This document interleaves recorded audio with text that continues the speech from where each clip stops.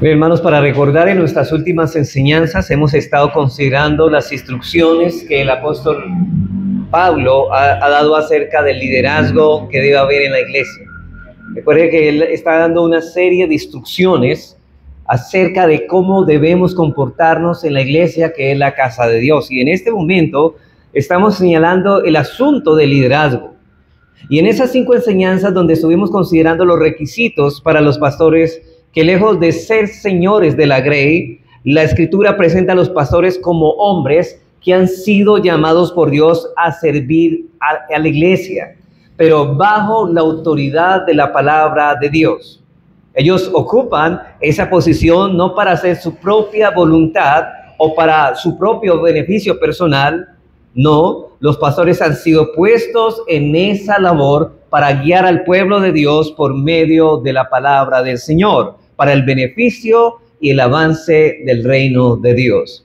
Los pastores son sencillamente servidores y ellos están bajo la autoridad del Señor y bajo la autoridad de otros pastores. Si hubiera una pluralidad de ancianos, están bajo la autoridad de los otros pastores de la misma iglesia.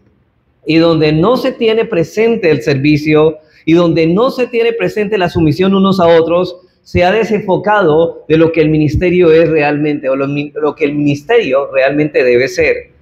Y este aspecto, hermanos, del ministerio cristiano realmente se manifiesta cuando observamos con cuidado el asunto de los diáconos, que es lo que Pablo va a tratar en esa sección que el hermano acabó de leer. Y yo quisiera, hermanos, que volviéramos a leer esta porción, porque me importa que aquí, que nosotros miremos qué es lo que pide Pablo y qué es lo que está diciendo referente a este servicio de los diáconos. Dice, los diáconos asimismo deben ser honestos, sin doblez, no dados a mucho vino, no codiciosos de ganancias deshonestas, que guarden el misterio de la fe con limpia conciencia, y estos también sean sometidos a prueba primero, y entonces ejerzan el diaconado si son irreprensibles. Las mujeres asimismo sean honestas, no calumniadoras, sino sobrias, fieles en todo. Los diáconos sean maridos de una sola mujer y que gobiernen bien sus hijos y sus casas, porque los que ejerzan bien el diaconado ganan para sí un grado honroso y mucha confianza en la fe que es en Cristo Jesús. Lamentablemente, hermanos, esta parte del ministerio cristiano se ha descuidado en la iglesia de nuestro tiempo. Por cierto, no hay muchos libros donde encontramos sobre este oficio como lo podemos encontrar para el oficio pastoral. Y por esta misma razón, muchos creyentes desconocen cuál es el propósito y cuáles son las funciones de los diáconos. Y la pregunta es, ¿y por qué al diaconado no se le ha prestado la atención que merece en la iglesia hoy? Bueno, una de las razones es que no encontramos en las escrituras mucha información acerca de este oficio. Por cierto, observen que en el pasaje que acabamos de leer, el apóstol no nos dice mucho acerca de las funciones del diácono. Pablo da por sentado que los destinatarios, en este caso la iglesia de Éfeso y Timoteo de primera mano, sabían claramente cuáles eran las funciones de los diáconos y por esta razón no nos dice mucho al respecto. Él sencillamente se enfoca en señalarnos cuáles son los requisitos que deben cumplir aquellos que aspiran a este oficio. Pero en la Biblia no encontramos información explícita acerca de este oficio. Ahora, otra de las razones por las que se desconoce esto, por las que no se le presta tanta atención debida a este ministerio, es porque lo consideran como un ministerio inferior al ministerio pastoral. Piensan que se trata de grados meritorios. Los mejores son puestos al pastorado y los que no son tan buenos son puestos en el diaconado, pero esta idea no la encontramos en ninguna parte de las páginas de las Escrituras. Se trata más bien de un asunto de funciones y no de grados. Realmente aquí estamos hablando de 2 oficios que solamente la iglesia tiene, 2 grupos de oficiales, pastores y diáconos, y que no hay grados, sino que cada uno cumple una función distinta del otro. Es diferente función que tiene un pastor y es la diferente función que tiene un diácono. Pero el pastor en un sentido también es un servidor, como lo es un diácono. De hecho, el Señor dijo que el que quiera ser mayor entre los hermanos debe ser el servidor de ellos. Por cierto, unos ven el diaconado como un peldaño que los llevará al pastorado. En otras palabras, para poder ascender al pastorado uno tiene que ser primeramente diácono, como si se tratara de un ascenso. De hecho, en la Iglesia Católica se mueve un poco así este tema. Pero como ya hemos dicho, se tratan de dos oficios con diferente función y no de un asunto de escalafón o de grados. Ahora, puede ser que un creyente, hermano, sea escogido para ser diácono y luego pueda ser escogido para ser pastor. Pero esto de ninguna manera significa que lo hayan ascendido, sino que lo pusieron a cumplir otra función, porque no se trata de un asunto de grados, ya que la mayoría de los creyentes que fueron escogidos para el pastorado y nunca fueron diáconos, y hay muchos buenos diáconos que nunca fueron escogidos para el pastorado. No se trata de un tema de grados. Es decir, hermano, vuelvo y repito eso, hay muchas personas que han sido diáconos y nunca pasaron al oficio del pastor, y hay pastores que han sido llamados al pastorado y nunca pasaron por el diaconado, porque no se trata de que hay que primeramente para ser pastor hay que ser diácono. No está, la Biblia no enseña tal cosa. Es por esas razones que el asunto del diaconado es muy desconocido en la iglesia. Es un ministerio que no se ha estudiado como debiera. Por eso es que veo que es oportuno, hermanos, más ahora que nos acercamos a una constitución de una iglesia, enfocarnos primeramente en lo que este ministerio es, antes de pasar a considerar los requisitos que de este oficio que Pablo menciona en los versículos del 8 al 13 de ese capítulo 3. Recuerden que Pablo da por sentado que Timoteo y la iglesia de Éfeso ya sabían eso, pero vamos a considerar el asunto, hermanos, del diaconado antes de pasar a estudiar el texto de manera expositiva, porque si Pablo lo da por sentado, pero nosotros no lo sabemos. ¿Cuál es la función de un diácono? Hermanos, si nosotros escogemos a alguien para el diaconado, ¿con qué propósito lo escogemos? ¿Cuál es la función esencial o central de este oficio? Si el del pastor es predicar y enseñar y orar por la congregación, ¿cuál debe ser, hermanos, el ministerio central de los diáconos? Y yo creo que en esta mañana me voy a enfocar en ciertas observaciones amplias del diaconado, por ejemplo, observaciones más bien generales de este oficio. Y yo creo que, hermanos, aquí indudablemente lo que Pablo está tratando en los primeros versículos del capítulo 3 de esta carta es sobre el liderazgo que debe haber en la iglesia. Y fácilmente podemos notar que solamente hay dos oficios que son aprobados dentro de la iglesia: el obispado, que es el pastor o anciano. Recuerden, hermanos, que la palabra obispo es una palabra que se puede intercambiar. Es el pastor y es el anciano de la iglesia. O sea, esos son tres aspectos de una misma función, de un mismo oficio. Y está el diaconado. Y Pablo en este capítulo, de los requisitos para el que aspira al pastorado, pero también de los requisitos que aspiran al diaconado, no solamente requisitos para los pastores, sino para el diaconado. Esto nos está señalando que en la iglesia solamente hay dos grupos de oficiales: pastores, diáconos. Pastores y diáconos. Mira lo que dice el versículo 1, dice: palabra fiel, si alguno anhela obispado, el pastorado, buena obra desea, pero es necesario que el obispo sea, ustedes ya saben todo lo que hemos dicho. O sea que está hablando de los requisitos para el oficio del pastorado. Pero en el versículo 8 nos encontramos casi algo similar, exigiendo requisitos, pero ahora no es para el pastorado, sino para el diaconado. Dice: los diáconos asimismo deben ser. Y vamos a mirar que muchas de las cualidades del carácter moral de los pastores o de las demandas que se les exige a los que van a ser llamados al pastorado casi son las mismas que se les exige a los que van a ser llamados al diaconado. En otras palabras, en la iglesia solo existen dos oficios: los pastores y los diáconos.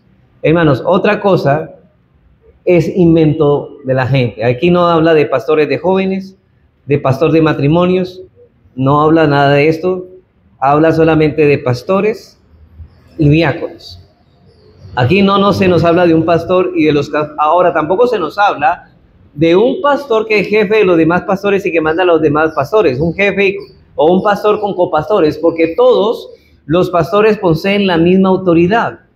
Unos tendrán una función, los otros tendrán otra, pero todos los pastores tienen la misma autoridad. Todos son pastores de la iglesia. Si la iglesia ha escogido a 2, a 3, Todos tienen la misma autoridad, no importa los años que tengan, aunque tengan diferente función. No hay un pastor que tenga más autoridad que los demás pastores, porque solo hay dos oficios en la iglesia, pastores y diáconos. Y eso lo podemos ver con bastante claridad, hermanos, cuando Pablo hace el saludo primeramente a los hermanos de la iglesia de los Filipos. Allá en Filipenses 1:1 noten el saludo. Pablo con Timoteo dan este saludo y dice Pablo y Timoteo en el versículo 1 del capítulo 1. Pablo y Timoteo, siervos de Jesucristo, a todos los santos en Cristo Jesús, o sea, a los miembros en general que están en Filipos, con los obispos y los diáconos. Dice, saludos a todos los miembros de esa iglesia, con los obispos y los diáconos, dos grupos de oficio, miembros, pastores, diáconos. Eso es la iglesia. Dos oficios, y Pablo menciona a los obispos y los diáconos. Y ya dejamos claro, hermanos, cuál es la función del pastor, pero ahora veremos cuál es la función de los diáconos. Ahora, ¿cuál es la tarea que deben llevar a cabo los diáconos? ¿Por qué es necesario o por qué es tan importante que este ministerio esté dentro de nuestra iglesia? Y una vez más recuerden, hermanos, que Pablo da por sentado que Timoteo y la iglesia de Éfeso ya sabían la función que debía desempeñar un diácono, y por esta razón no nos dice nada acerca del oficio del diácono en cuanto a su función. Por eso, para tener una comprensión clara de lo que es el diaconado, esta mañana veremos 3 puntos a manera de pregunta. Mis encabezados van a ser a manera de pregunta. En primer lugar, veremos qué significa la palabra diáconos. Si vamos a hablar de este oficio que debe estar en la iglesia para provecho de la iglesia, ¿qué significa la palabra o el término diáconos? En segundo lugar, veremos cuándo surgen los diáconos. ¿Cuándo surgen? Y en tercer lugar, veremos cuál es el ministerio central de este oficio. Así que miremos lo que significa el término diáconos. En primer lugar, ese es nuestro primer encabezado. Hermanos, el término diáconos viene del griego diáconos, o sea que la palabra no fue traducida realmente. Viene la palabra diáconos. Y esta palabra significa siervo o servidor. Siervo o servidor. Esta palabra se usaba para referirse a alguien que estaba a cargo de una casa, como una especie de mayordomo que cuida las cosas de ese lugar. Y en ocasiones se usaba para algunas labores que realizaban los esclavos, labores que eran indignas para un hombre libre. Por cierto, hermanos, en el libro de Hechos vemos que a los que sirven a las mesas se le llama diáconos. Pero la idea aquí de la palabra diáconos, la raíz de esta palabra es servir alimentos. Ustedes recuerdan, por ejemplo, en Juan 2:5, donde se emplea el término diáconos para referirse a quienes sirven en la boda. ¿Se acuerdan los que servían en la boda? Se les llamaba diáconos porque ellos servían los alimentos. Ustedes recuerdan también lo que leímos en la tentación de Jesús, en Mateo 4 y en Lucas 4, en el último momento, cuando Jesús tuvo hambre, dice que los ángeles le servían, y la palabra ahí es diaconía, que significa que le servían alimentos. Pero dentro del círculo cristiano, los términos diáconos y diaconía eran utilizados para hablarnos de algo digno que todos los creyentes deben hacer por los otros creyentes, como una manifestación del amor cristiano. Eso está dentro del contexto bíblico cristiano. La palabra diáconos o diaconía implica que los creyentes deben hacer lo que los creyentes deben hacer por los demás creyentes como una manifestación del amor cristiano, de servirnos unos a otros en amor. Es un deber, hermanos. Somos llamados en el cuerpo de Cristo a servirnos unos a otros. Pero también esta palabra se utiliza de forma específica, de forma general para lo que acabo de decir, de servirnos unos a otros en amor, pero de forma más específica para referirse de manera particular al oficio del diaconado. En otras palabras, la Escritura le da al término diácono un significado especial. La obra del diácono no debe ser considerada con un valor inferior. Era y es una tarea gloriosa. De hecho, hermanos, quien anhela también el diaconado es algo encomiable, algo elogiable, algo digno de aplaudir. Está basada, y este oficio, esta obra está basada en la cariñosa preocupación por Cristo y por su pueblo. Aquel que se compadece y tiene una preocupación especial por Cristo y por el pueblo de Cristo es llamado al pastorado. Ahora, todos nosotros debemos tener ese deseo, pero lo que mueve a llevar a cabo la diaconía es el amor cristiano. Y ese amor hacia los demás creyentes se manifiesta a través de, ¿sabe de qué? No de palabras, hermanos, sino de hechos, en el servicio cristiano. Por eso dice el apóstol Pedro en primera de Pedro 4:10, dice, noten esto, cada uno según el don que ha recibido. Cada uno ha recibido don, todos los cristianos hemos recibido dones de parte de Dios. La pregunta es, ¿con qué fin Dios nos dio estos dones? Bueno, ministrelo, y la palabra que ministrelo es la palabra diaconía. Ministrelos a los otros como buenos administradores de la multiforme gracia de Dios. Así que está diciendo que si nosotros los dones que Dios nos ha dado, lo que Dios espera de todo creyente es que los ponga al servicio de los demás hermanos para la edificación de ellos, movidos por el amor a Cristo y su pueblo. Y Pedro está diciendo que cada hermano de la iglesia debe usar esos dones que Dios le ha dado para ponerlos al servicio de los demás creyentes. Esto es una diaconía de manera amplia. Estoy hablando de manera amplia. O sea que en cierta manera todos estamos llamados a una diaconía en términos generales. Todos somos diáconos en términos más amplios. En ese sentido, todos los creyentes somos diáconos. Estamos llamados a servirnos los unos a los otros. Pero no estamos en el oficio del diaconado, que es muy distinto. En sentido general del término, todos los creyentes son diáconos porque todos deben servir activamente a Cristo y a la iglesia, al pueblo del Señor. Por cierto, hermanos, el Señor Jesucristo es el supremo modelo de diácono. En Marcos capítulo 10, versículo 45, Cristo se presenta como el mayor ejemplo de servicio. Dice así, porque el Hijo del Hombre no vino para ser servido, como hacen los líderes del mundo. Entonces, cualquiera que sube a la política como un líder político, hermanos, entendemos que puede ser la persona más humilde entre las personas, y digo en escasos recursos, pero una vez cuando sube al lugar de liderazgo de un gobierno, se le suben los humos, y este hombre, en vez de servir a su municipio, a su departamento o nación, estos hombres buscan ser servidos del pueblo y no servir al pueblo. Pues en el caso de Dios dice, no, en mi pueblo no es así. El que dice, el Hijo del Hombre, que nos dio ejemplo, no vino para ser servido, sino para servir. ¿Y cómo sirvió Cristo? Aquí está diciendo el evangelista Marcos, y Jesús está hablando sus propias palabras, y para dar su vida en rescate por muchos. Dios nos sirvió a nosotros en amor, dando su vida, entregando su don, su vida por nosotros. Una diaconía que Jesucristo hizo por nosotros, que le costó su propia vida. Hermanos, hasta este punto es que nosotros debemos imitar a Cristo. Nosotros debemos no solamente dar lo que Dios nos ha dado para el bien de la iglesia, sino, si es posible, aún nuestra vida por nuestros hermanos. Así que nuestro Señor es el mayor ejemplo de servicio, de diaconía. Entonces, a la luz, hermanos, de lo que hemos visto, un diácono es alguien que se ha dedicado especialmente al ministerio del servicio. Pero entonces, ¿en qué se diferencia el diácono de otras personas que también sirven a la iglesia? Porque, por ejemplo, los pastores también son servidores y que no son diáconos. ¿Qué es la diferencia entre los diáconos que sirven cuando todos estamos llamados a servir de una manera amplia? ¿Cuál es la diferencia entre un diácono? Esto nos lleva en segundo lugar a responder la segunda pregunta. ¿Cuándo surgen los diáconos? ¿Cuándo surgen? ¿Cuándo empiezan? ¿O cuándo ese oficio comenzó a existir en la iglesia? Bueno, en este punto vamos a ver que el diaconado surge en respuesta a un problema que se levantó en la iglesia primitiva.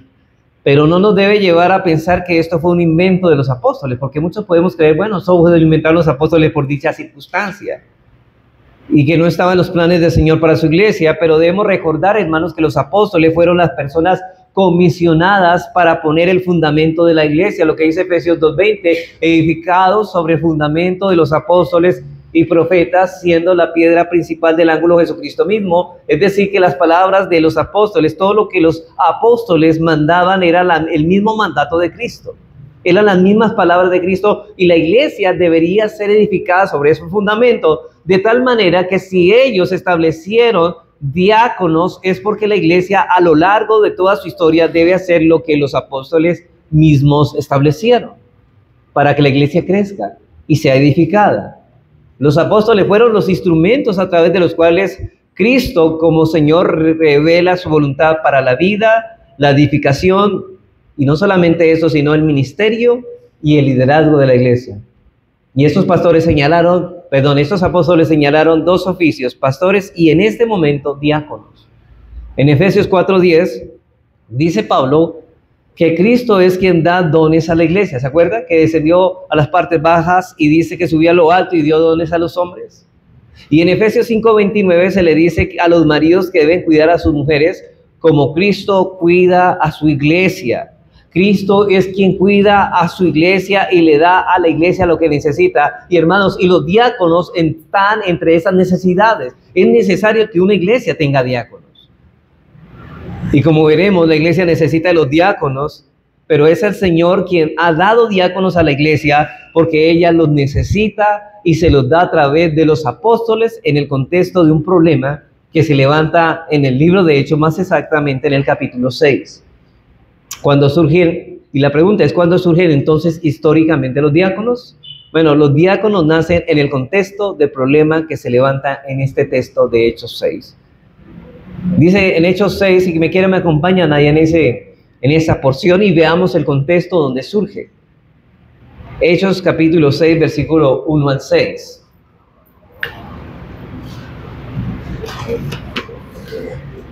En aquellos días, como creciera el número de los discípulos, y bueno, qué bueno que la iglesia estaba creciendo en ese tiempo. La primera iglesia estaba creciendo.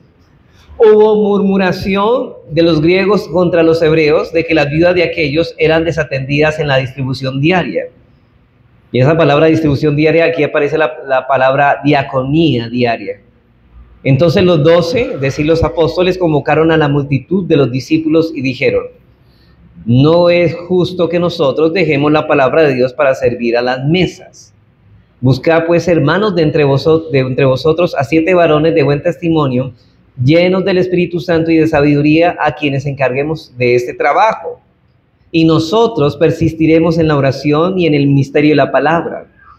Agradó la propuesta a toda la multitud y eligieron a Esteban, varón lleno de fe y del Espíritu Santo, a Felipe, a Prócoro, a Nicanor, a Timón, a Parmenas y a Nicolás, prosélito de Antioquía, a los cuales presentaron ante los apóstoles, quienes orando le impusieron las manos.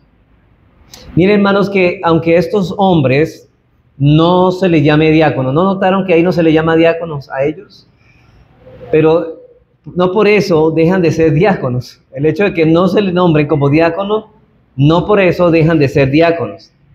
Pero debemos observar primeramente que la palabra diaconía aparece en el versículo 1, cuando dice que las viudas de aquellos eran desatendidas en la distribución diaria. Literalmente dice en la diaconía diaria.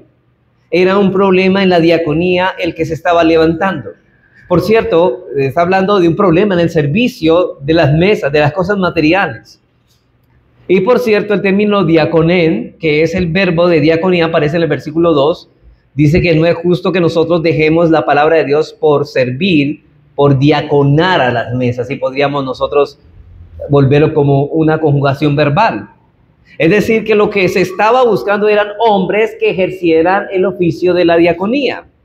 Pero lo segundo que debemos observar es que la labor que va a ejercer estos 7 hombres es la labor de la diaconía, de servir. Es por eso que la iglesia de Cristo, a través de la historia, ha interpretado Hechos capítulo 6 como el contexto donde surgió el oficio del diaconado. Como dice el comentarista J.A. Alexander, dice él: pese a que el título de diácono no es usado en este pasaje, aún así, el juicio de la iglesia ha reconocido en todas las edades este pasaje como la institución de este oficio. Ahí surgió el oficio del diaconado. Ahí fue cuando Dios, a través de los apóstoles, estableció este oficio para la iglesia, para el provecho de la iglesia. Si vemos más detenidamente Hechos 6, podemos notar que el problema que se levanta allí, el problema es de la distribución diaria de los alimentos para las viudas que se nos habla en Hechos 4, 32 y 35. Por eso un texto sin contexto es un pretexto. Y vamos a leer el contexto anterior a este texto, que está en Hechos 4, 32 al 35. Notemos que aquí habla de una distribución que se hacía diariamente para las viudas. Recuerden que las viudas eran mujeres en aquel tiempo que no tenían familia ni nadie quien sustentara a estas mujeres. Y la iglesia se hizo cargo de sostener a estas mujeres para el sostenimiento diario. Dice así, Hechos 44, 32, dice, y la multitud de los que habían creído eran de un corazón y de un alma. Y ninguno decía ser suyo propio nada de lo que poseía, sino que tenían todas las cosas en común. Y con gran poder los apóstoles daban testimonio de la resurrección del Señor Jesús, y abundante gracia era sobre todos ellos. Así que no había entre ellos ningún necesitado, porque todos los que poseían heredades o casas las vendían y traían el precio de lo vendido y lo ponían a los pies de los apóstoles, y se repartía a cada uno según su necesidad. Noten que la armonía que aquí está es que ellos se preocuparon, la iglesia de Jerusalén en sus primeros años, se preocuparon por la necesidad de aquellas mujeres que estaban en necesidad. ¿Y qué hicieron los hermanos? Pusieron sus cosas, sus heredades, y la pusieron a los pies de los apóstoles. ¿Para qué? Para que llevaran eso a repartir diariamente y suplir esas necesidades de estas mujeres. La iglesia de Jerusalén no solo se preocupaba por el alma de sus miembros, sino también se preocupaba por las necesidades físicas de ellos, de los hermanos pobres de la iglesia. De modo que no había entre ellos ningún necesitado, dice ahí la cita. Aquí no estamos hablando, ahora hermanos, es bueno aclarar, aquí no estamos hablando de comunismo, ya que esos hermanos no fueron obligados a repartir sus bienes, sino que ellos voluntariamente ofrecieron eso por el amor que tenían a los hermanos necesitados. Y en segundo lugar, debemos señalar que esta práctica fue temporal, ya que la iglesia del Señor no continuó practicando esto de tener todas las cosas en común. Así que fue una entrega de los bienes voluntaria y también temporalmente. Las dos palabras claves es que esto fue voluntario y fue por un tiempo, solamente fue por dicha ocasión, una ocasión especial. Esto no es un patrón que la iglesia debe seguir. Más bien el patrón aquí es de servirnos unos a otros, a los hermanos necesitados. Ahora, esa solución al parecer era la única que tenía a su alcance para poder suplir las necesidades de muchos hermanos que vivían fuera de Jerusalén. Ustedes recuerdan, hermanos, que luego de Pentecostés, muchas personas que venían fuera de Jerusalén, vinieron el día de Pentecostés y muchos se convirtieron. ¿Y qué pasó? Ellos razonaron tal vez, bueno, en mi ciudad no hay iglesia.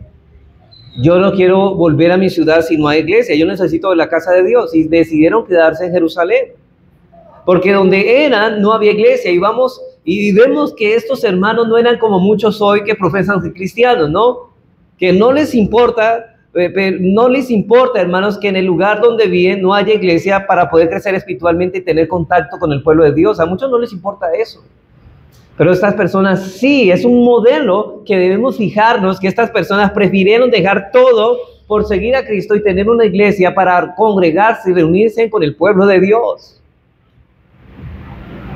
Y hermanos, y obviamente eso iba a traer situaciones económicas difíciles. Y eso es lo que iba a suscitar, eso iba a levantar esto. Entonces, al presentarse tal situación, los hermanos de esta iglesia decidieron dar sus bienes y ponerlos en común porque era la forma más inmediata y segura de suplir las necesidades de estos hermanos. Pero no estamos aquí hablando de ninguna manera de comunismo. Hermanos, ¿sabe qué dice el comunismo? El comunismo dice todo lo tuyo es mío. Pero estos hermanos no decían así, decían más bien todo lo mío es tuyo. Todo lo contrario, aquí vemos dos cosas muy distintas. El comunismo dice, esos líderes comunistas dicen, todo lo tuyo es mío. Por eso es que ellos tienen que tomar el control de las cosas. Présteme su dinero, yo se lo voy a manejar, yo se lo voy a controlar. Pero estos hermanos decían, no, todo lo mío es tuyo. Ahora, debemos notar que al principio los apóstoles tenían la responsabilidad de distribuir estos dineros reunidos. ¿Se acuerdan que lo ponían a los pies de los apóstoles? Ellos tenían el deber, la responsabilidad de repartir esto. Y se nos dice aquí más adelante en los versículos 36 y 37, Dice, y Bernabé tenía una heredad, ahí en el versículo 4, capítulo 4, Bernabé tenía una heredad, la vendió, ¿y qué hizo él?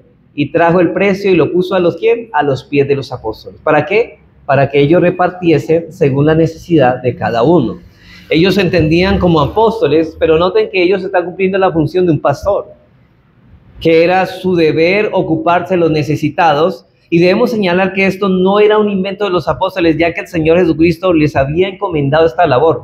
¿Desde cuándo? Desde antes. Mire, por ejemplo, en Marcos 14:7, Marcos 14:7, miramos que esto ya estaba demandado por el Señor Jesucristo mismo, cuando estaba entre ellos. Dice aquí, siempre tendréis a los pobres con vosotros. Y este versículo está en el contexto, ¿se acuerda cuando Judas estaba diciendo, bueno, este perfume se hubiera derramado, que esta mujer adoró a Dios y derramó un perfume, y él dice, ¿no hubiera sido mejor vender este perfume y dárselo a los pobres?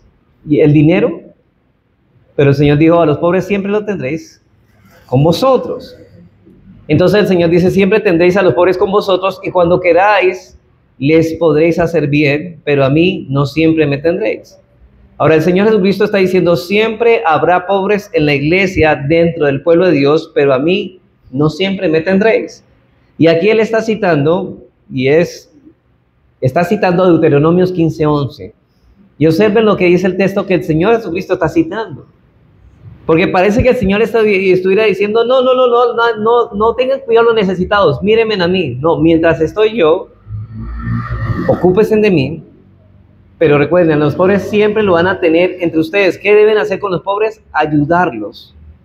Dicen en Deuteronomios 15:11, dice así, pero no faltará menesteroso. La palabra menesteroso es necesitados en medio de la tierra.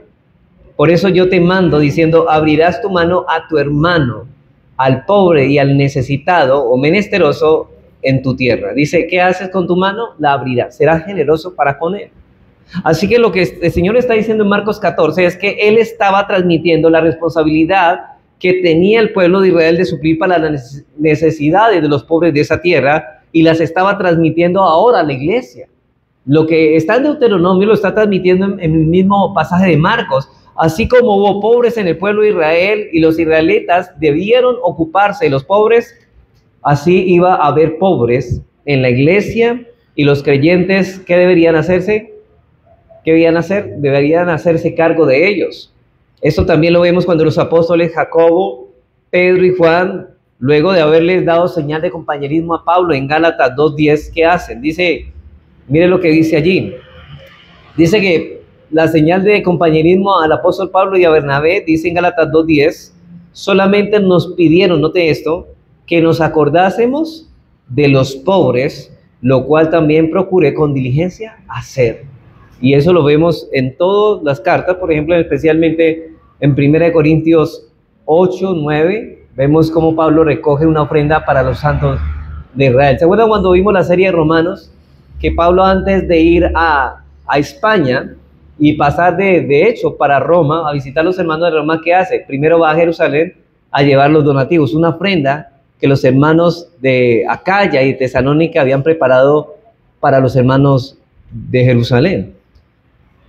Entonces, en Jerusalén, cuando surge, hermano, la iglesia primitiva, los apóstoles toman el dinero que los hermanos estaban poniendo voluntariamente a su cuidado, y con ellos estaban supliendo la necesidad de los hermanos pobres. Sin embargo, aquí hay bajo esas circunstancias la iglesia empieza a crecer. Ahora, era fácil, hermano, repartir cuando había no había mucha gente, pero hermano, la iglesia comienza a crecer.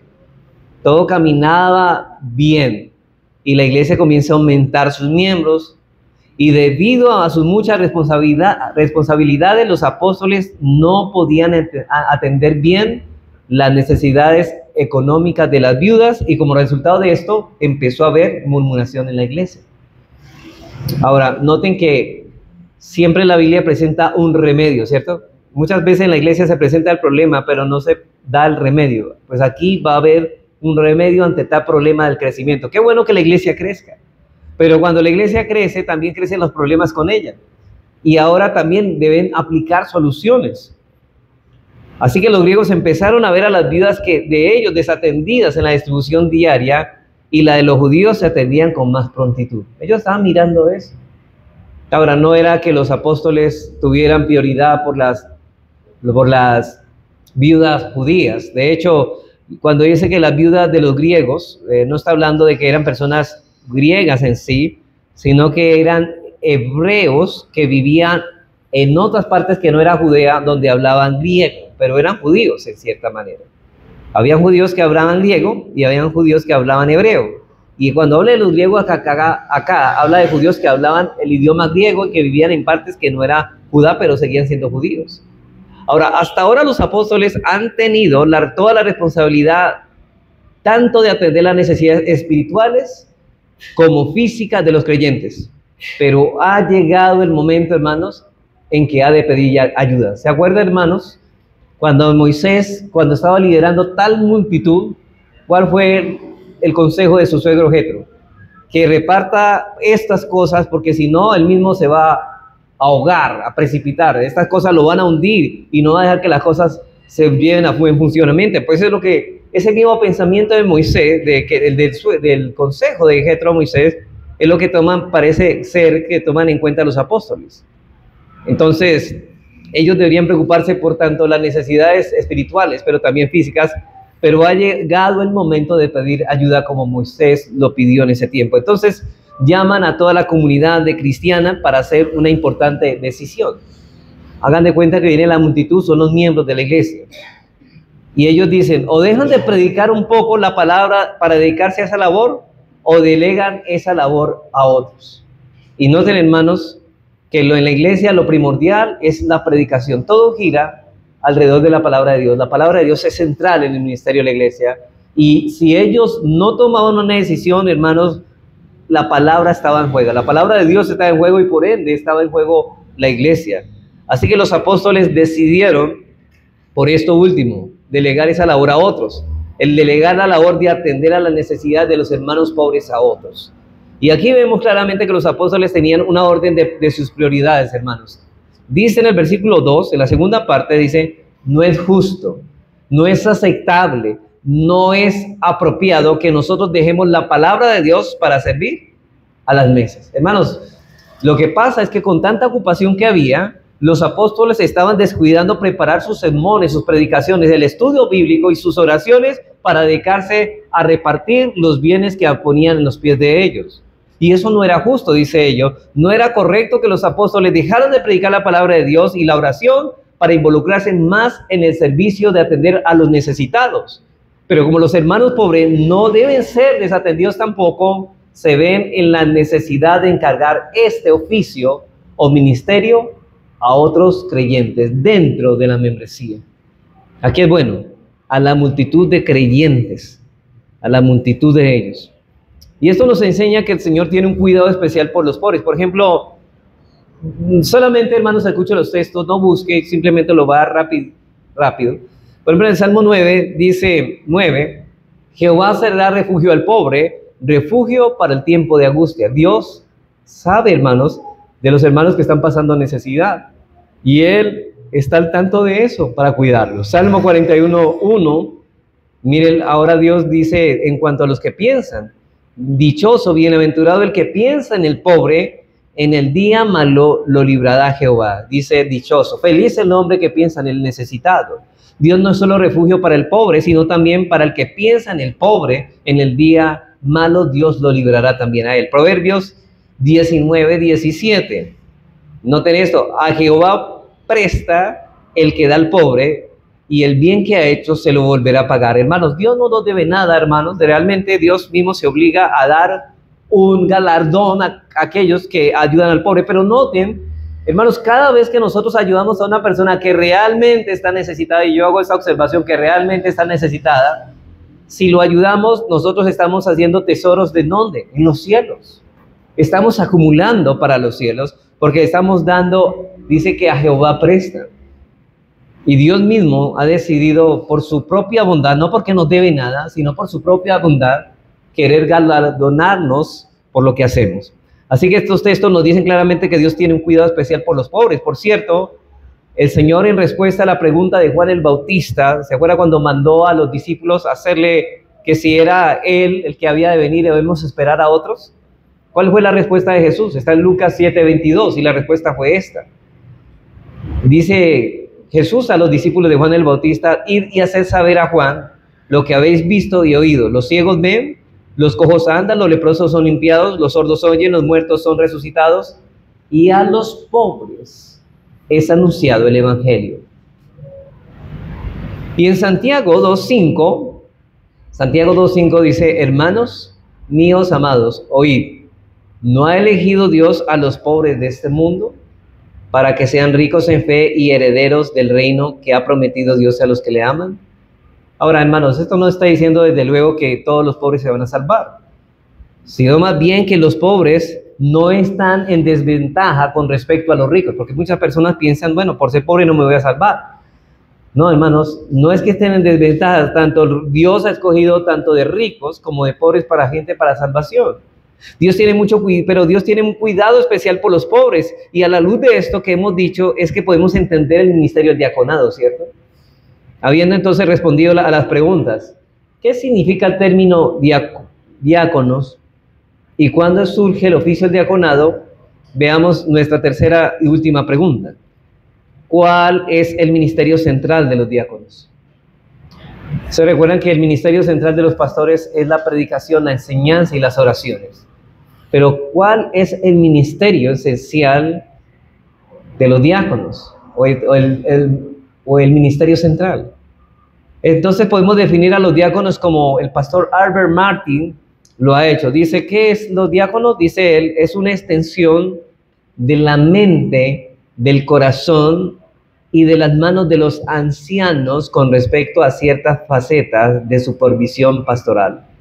Es una extensión, vuelvo a repetir esta definición que da el pastor Albert Martin, es una extensión de la mente, del corazón y de las manos de los ancianos con respecto a ciertas facetas de supervisión pastoral. Es decir, esos diáconos son un apoyo para el ministerio pastoral.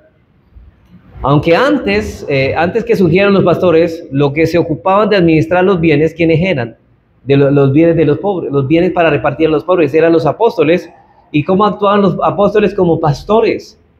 Por eso dice en Hechos 6:3, hermanos, buscad pues, hermanos, de entre vosotros a 7 varones de buen testimonio, llenos del Espíritu Santo y sabiduría, a quienes encarguemos de este trabajo. Ese trabajo primordialmente era un trabajo pastoral, pero debido a la sobrecarga pastoral, para que no descuiden las oraciones y la predicación de la palabra, es mejor que entreguen ese oficio de las mesas, de los necesitados a otras personas, y ahí surge el oficio del diácono.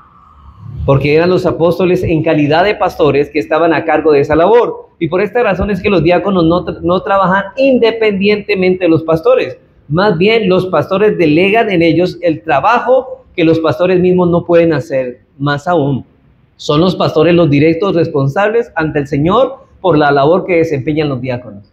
Ahora, lo que estoy diciendo, hermanos, no es que el diácono va a hacer lo que quiera, sino que él todo lo va a consultar ¿a quiénes? A los pastores.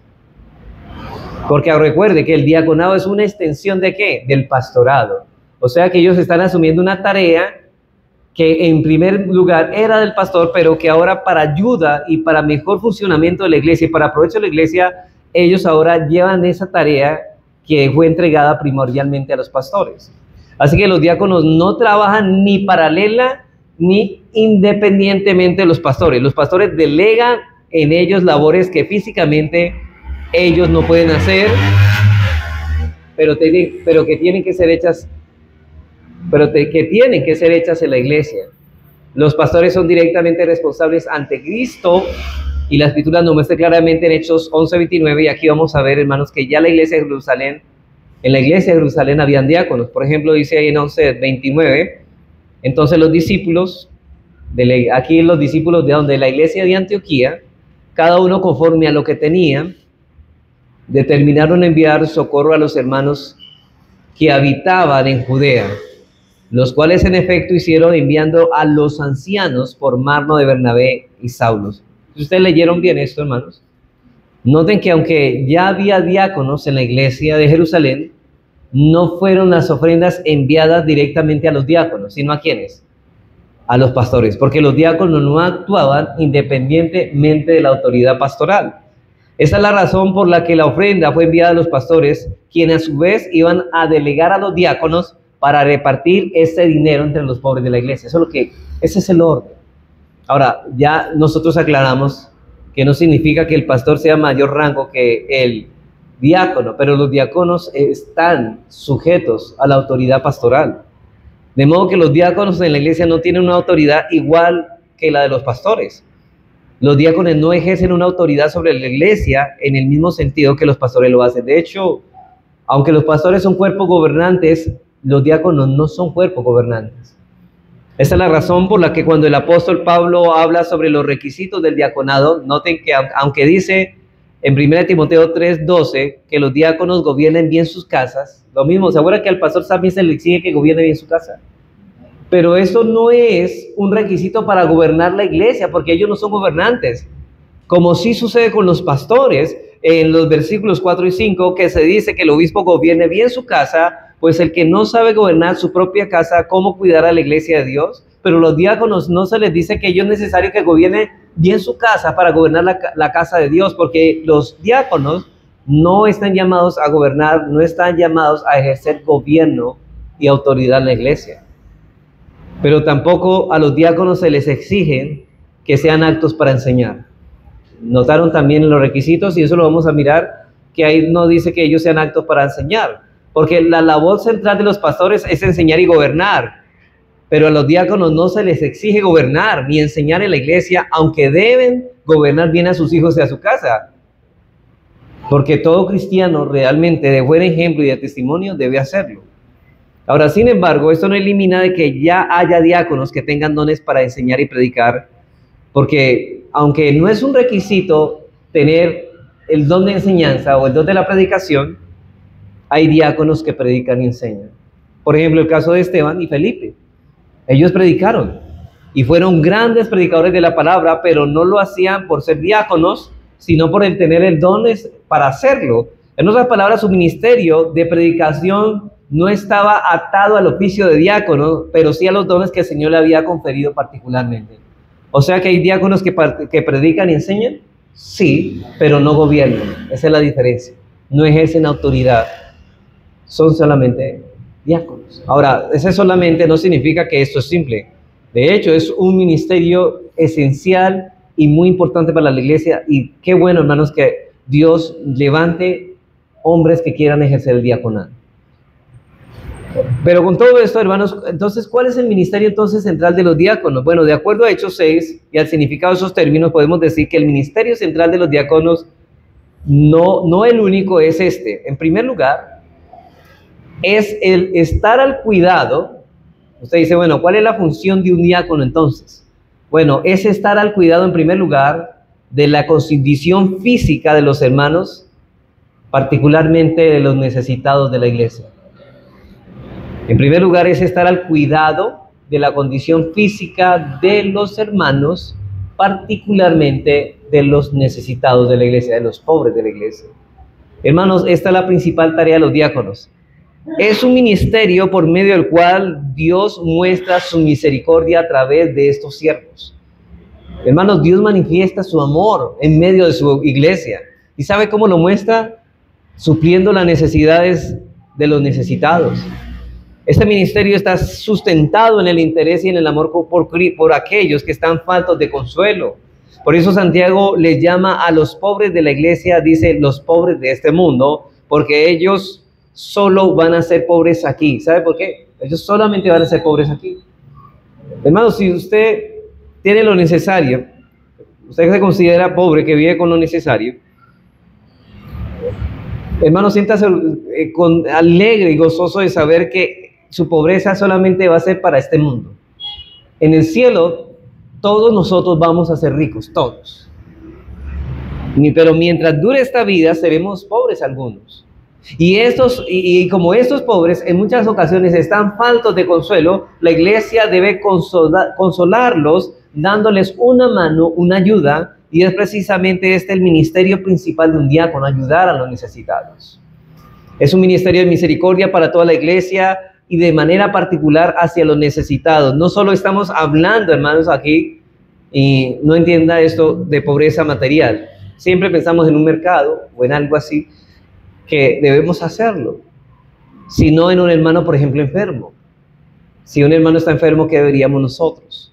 Acudir. El hermano está necesitado tal vez no de algo de recursos económicos, sino de un consuelo, de una palabra de aliento, de una palabra, hermanos, que ayude a ese hermano a levantar el ánimo en medio de esas circunstancias, sabiendo que todas las cosas ayudan para bien.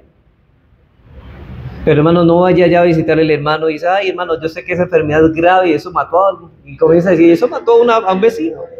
Eso no trae nada de consuelo, hermanos. No, hermano, la idea es que consuele al hermano y debemos visitarlo cuando está enfermo y saber al tanto. Otra de las cosas, hermanos, es, por ejemplo, cuando hay unas personas que están desanimadas. Usted ve que hace tiempos esos se congregaban fielmente, pero han dejado de hacerlo. ¿Qué deberíamos nosotros hacer? Ir a buscar a esas personas y a animarlas a seguir. ¿Qué ha pasado? ¿Por qué no lo hemos vuelto a ver? Eso es un trabajo de todos. Todos estamos llamados al diaconado. No solamente el diácono, necesitamos un diácono, pero todos estamos llamados a esto. En esto es necesario enfatizar que este ministerio no es exclusivo de los diáconos. Este ministerio es que todo creyente debe ejercer en la iglesia unos por otros. Es una obligación que Cristo pone sobre los miembros, sobre los hombros de todo miembro que hace parte de una iglesia. Dice en Santiago 1:27, note esto, que nosotros nos llama a practicar la religión verdadera, la religión pura. Dice que la religión pura y sin mácula delante de Dios el Padre es que visitar a los huérfanos y a las viudas en sus tribulaciones y guardarse sin mancha del mundo. No es la religión solo de los diáconos. Santiago no está hablando solamente de la religión de los diáconos, sino de todo verdadero creyente. Esta es la responsabilidad que Dios, hermanos, ha puesto sobre tus hombros, sobre mis hombros, sobre todo aquellos que pertenecen al pueblo del Señor. Y Santiago nos dice, de hecho más adelante en Santiago 2:14, hermanos míos, y noten esto, ¿de qué aprovechará si alguno dice que tiene fe? ¿Sabe qué es lo que está diciendo? Usted dice ser creyente, lo que está diciendo, podría decir las palabras de Santiago, hermanos, ¿de qué sirve que usted dice que sea cristiano y no tiene obras y no vive como cristiano? ¿De qué le sirve que usted diga que es cristiano y no vive como un cristiano? ¿De qué aprovechará si alguno dice que tiene fe y no tiene obras? ¿Podrá la fe salvarle? ¿Podrá salvarle a usted decir que usted es cristiano? Eso no lo salva a usted. Y si un hermano o una hermana están desnudos, y hermanos, en el contexto de este texto, en ese tiempo Santiago la gente nomás tenía una túnica o por lo menos dos nomás. Y algunas personas se le añadía la única túnica que tenían, ¿sabe qué? Quedaban desnudos. Recuerdan que en ese tiempo la gente no todas tenían casa, vivían en tiendas de campaña, vivían en carpas. Mucha gente no tenía casa como, oye hermano, todos tenemos casa. Pero Santiago está mirando a estas personas que no tenían, algunas no tenían túnica, se había arrancado seguro de lo viejo o por alguna situación. Pero dice, y si tu hermano, imagina hermano, que en ese tiempo viniera una hermana o un hermano con la túnica totalmente rota. Y usted lo ve así, y dice, y además, hermanos, si esto está así, es porque tampoco tienen comida. Dice, y tienen necesidad del mantenimiento de cada día, y alguno de vosotros le dice, id en paz, calentados y saciados. ¿Cómo le diríamos nosotros? Yo estaré orando por usted, que el Señor le bendiga. Hermanos, no, dice así, pero no le dais las cosas que son necesarias para el cuerpo, ¿de qué aprovecha? Así también la fe sin obras es muerta en sí misma. Si tú dices ser cristiano, pero no actúas como cristiano, no eres cristiano. Eso es lo que está diciendo. Ustedes recuerdan, hermanos, en Mateo 25, en el juicio de las naciones, en aquel día el Señor dijo que algunos se acuerdan que yo tuve hambre y me diste de comer, tuve sed y me diste de beber. Y yo le preguntaba, Señor, ¿pero cuándo te vimos sediento, con hambre, o en la cárcel y te visitamos? ¿O enfermo y te visitamos? Y él dijo, de cierto, digo que cuando lo hiciste con uno de estos mis pequeños, con mis hermanos en la fe, ¿lo hiciste con quién? Conmigo. Hermanos, descuidar a nuestros hermanos es descuidar a Cristo, es ser indiferente con Cristo. Una fe muerta no lleva a nadie al cielo, hermanos. ¿Cuántos de hoy profesan la fe? pero solamente una fe muerta, sin obras. Primera de Juan 3, 16, 17 dice, Primera de Juan 3, 17 y 17 nos da más pruebas. El apóstol Juan en esta carta, el tema de Primera de Juan, ¿cuál es? Las evidencias de una verdadera conversión, de una verdadera regeneración. Dice, en esto hemos conocido el amor de Dios. ¿En qué? En que Él puso su vida por nosotros. Bueno. También nosotros debemos poner nuestras vidas, ¿por quién? Por los hermanos. Pero el que tiene bienes en este mundo y ve a su hermano tener necesidad y cierra contra él su corazón, pregunta, ¿cómo mora el amor de Dios en él? O sea, hermanos, y el que no ama no es un verdadero creyente, porque dice en Primera de Juan 4:8 más adelante, el que no ama no ha conocido a Dios, porque Dios es amor. O sea que si no hacemos lo que es correcto, no estamos amando. Y esta no es solamente una responsabilidad de los diáconos. ¿De quién está hablando aquí? De todos los creyentes, hermanos. Pero el ministerio de los diáconos es esencialmente este. Es un ministerio que se mueve principalmente en el contexto de lo material, no de lo espiritual. Bueno, aunque lo espiritual está implicado también. En segundo lugar, el ministerio de los diáconos no se limita únicamente al cuidado material de los necesitados, sino también al cuidado espiritual, al aspecto espiritual de ese cuidado.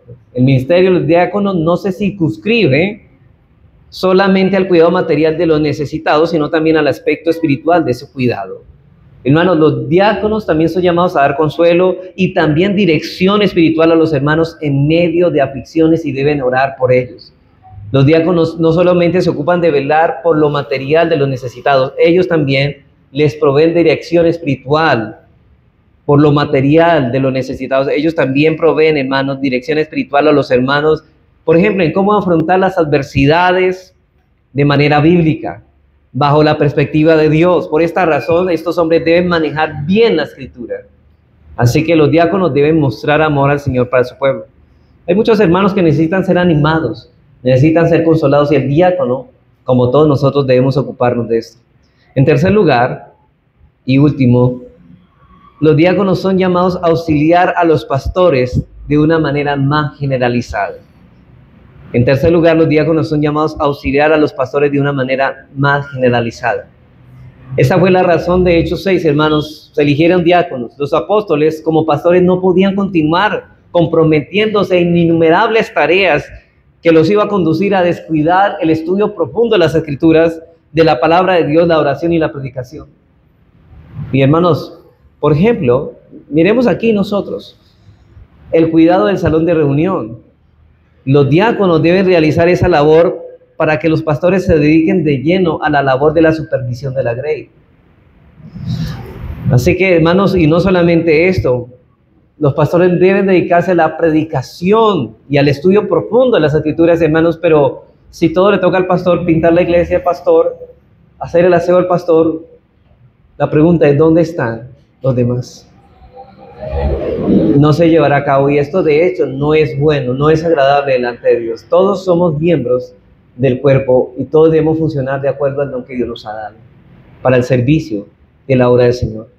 Así que el ministerio central de los diáconos es estar al cuidado de la condición física de los hermanos, particularmente de los necesitados de la iglesia. Es también proveer dirección espiritual a los hermanos y auxiliar a los pastores para que los pastores puedan tener más tiempo para dedicarse a la supervisión y al estudio de la palabra. Para concluir, hermanos, 3 cosas simplemente para terminar. ¿Qué nos enseñan todo esto? Bueno, en primer lugar, 3 cosas.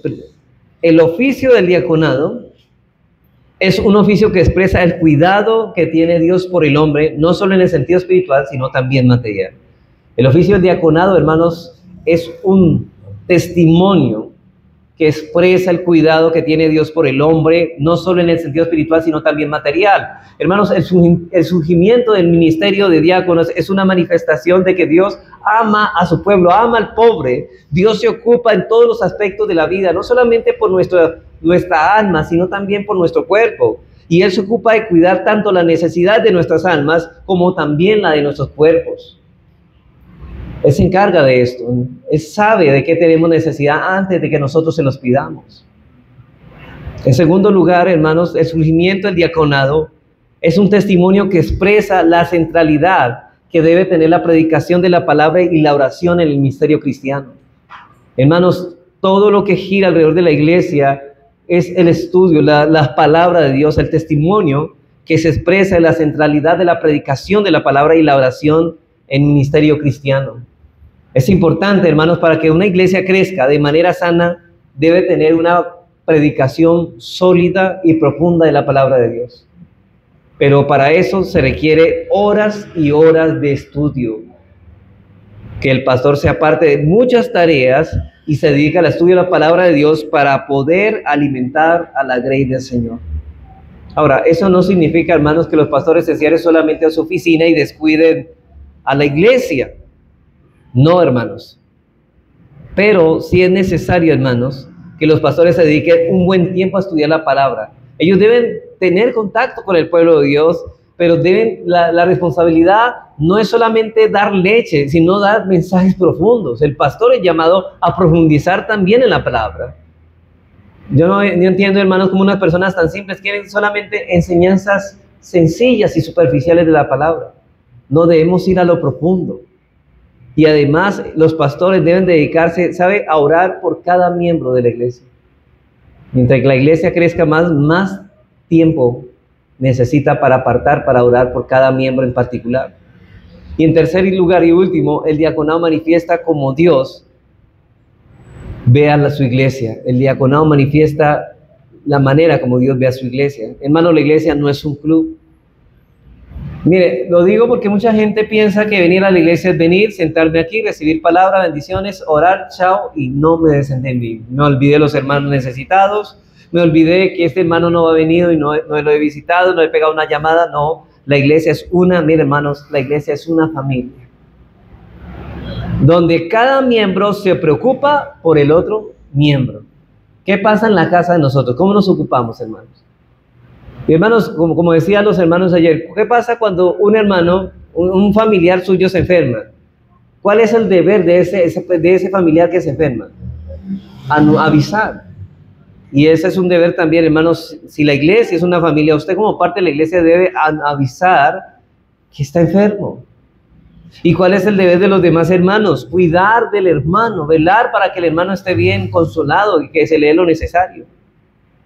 Hermanos, la iglesia no es un club donde cada miembro se preocupa no se preocupa por el otro miembro, y para eso Dios levantó el oficio del diaconado, para que vele por los necesitados, para que nos demos cuenta de que la iglesia es una familia. La iglesia es un cuerpo que cuando un miembro se duele, toda la iglesia se duele. Hermanos, ¿qué hace una persona en un club? Simplemente tiene una tarjeta de miembro y solamente va a disfrutar de las facilidades y de los privilegios que le da ese club, ¿cierto? Pero en la iglesia, hermanos, más que venimos a recibir, venimos a dar. Es más bienaventurado dar que recibir. Y eso es una familia. Hermanos, la iglesia no es un club donde nadie se preocupa por nadie, donde solo se va a disfrutar de esos beneficios y nada más. No, la iglesia es una familia donde nos cuidamos los unos a los otros en amor. Y yo quiero, para terminar, preguntarle, hermano, ¿usted que dice ser cristiano? Yo me imagino que usted está aquí porque usted dice que es cristiano. ¿Qué es esta congregación para usted, hermanos? ¿Qué es para usted esta congregación? ¿Un club o una familia? ¿Un lugar donde usted viene a poner todos sus dones, su amor al servicio de los hermanos, o viene usted para ser servido por los hermanos? Hermanos, ¿a usted le preocupa, a usted que viene aquí, le preocupa el estado espiritual y material de los hermanos de la fe? ¿Le preocupa eso? ¿Eso está en su mente? ¿Sacas tiempo de tu agenda para visitar a tu hermano que se encuentra enfermo? Hermanos, hay muchas ocupaciones, pero hermanos, en la familia física de sangre, ¿qué hacemos cuando un familiar está enfermo? Paramos algunas actividades, ¿para qué? Para visitar a nuestro familiar. Pues en la Biblia, en la familia de la fe debe ser mayor, porque la Biblia dice, hagamos bien a todos, mayormente a la familia de la fe. O es la iglesia para ti un club. Hermanos, la iglesia es una familia.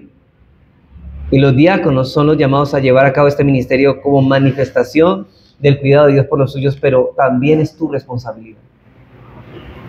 Recuerda, hermanos, llegará el día que estaremos compadeciendo delante del tribunal de Cristo y nos dirá, bueno, también les dirá a aquellos de la izquierda, apartados, malditos al fuego eterno, porque tuve hambre y no me diste comer, tuve sed y no me diste beber, estuve en la cárcel y no me visitaste. Señor, pero ¿cuándo te vimos así, con hambre o con sed? Y él dijo, de cierto os digo que lo que no hiciste conmigo tampoco, o sea, con mis hermanos, con uno de estos mis más pequeños, tampoco conmigo lo hiciste. Por eso les va a decir, apartados de mí, hacedores de maldad, nunca os conocí. Hermanos, quien no ama el cuerpo de Cristo, no ama a Cristo. Quien está aquí, hermanos, es porque ama el cuerpo de Cristo y desea poner todos sus dones y todo lo que el Señor le ha entregado, aún sus bienes, para suplir las necesidades y para consolar a aquellos hermanos que se encuentran en necesidad. Así que el Señor nos ayude a ser tal como este retrato nos ha sido escrito por el apóstol Pablo. Vamos a orar, hermanos.